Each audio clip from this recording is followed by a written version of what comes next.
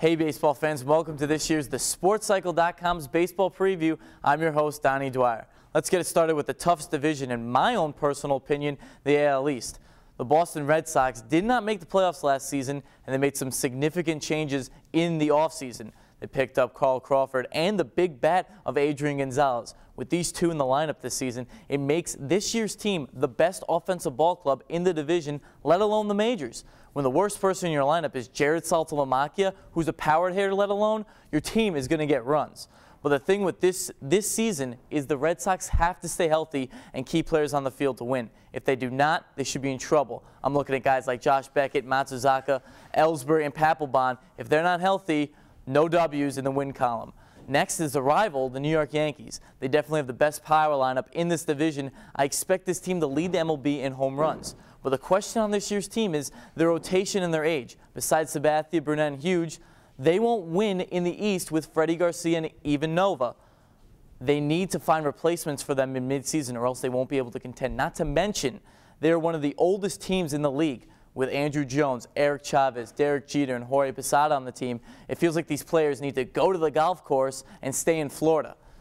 Now, switching to another team in the division, the Baltimore Orioles did a lot during the offseason, and they need to stay competitive this year. They picked up bats like Derek Lee, J.J. Hardy, Mark Reynolds, and Vlad Guerrero to add to that lineup. But even with this dynamic lineup, they're still going to need to pitch the baseball. Their rotation is one of the youngest in baseball with Mounts, Guthrie, and Bergeson. If they can't get quality starts from these guys, they won't be able to win and make a playoff push. And it should be interesting to see what manager Buck Showalter can do, because last year when he was hired in August, they won 9 out of their first 10 games.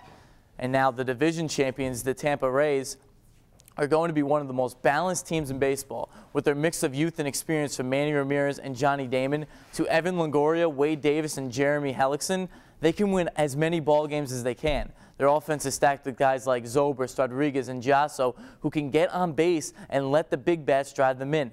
But their main issue is who will close out ball games for them. They lost Rafael Serrano to the Yankees last year at 45 saves, and now they have Kyle Farnsworth and Jake McGee fighting for that closer's role. It could be a long season in Tampa if they don't figure things out. And finally, we get to the Toronto Blue Jays and last year's best home run hitter in Jose Bautista. Don't expect him to put up big same numbers, as pitchers will know exactly how to pitch this right fielder this season. The Jays are a young team and are rebuilding, getting rid of their superstars in the previous seasons. They will try to stay competitive like they always do, and it will be tough to come around with guys like Adam Lind, Travis Snyder, and Brandon Morrow. Now here are my bold predictions for this year. Boston will be in first of the best team. The surprise team is the second place Rays. Third will be the Yankees because their age will not be able to hold them throughout the season. Fourth is the Baltimore Orioles because they don't have the pitching. And fifth is the Rays because of their extreme youth. And that's it for the AL East here on the Sports Cycle. Check out more on every single division on www.thesportscycle.com. In Studio 6 of Johnson Hall on the campus of Marquette University, I'm Donnie Dwyer.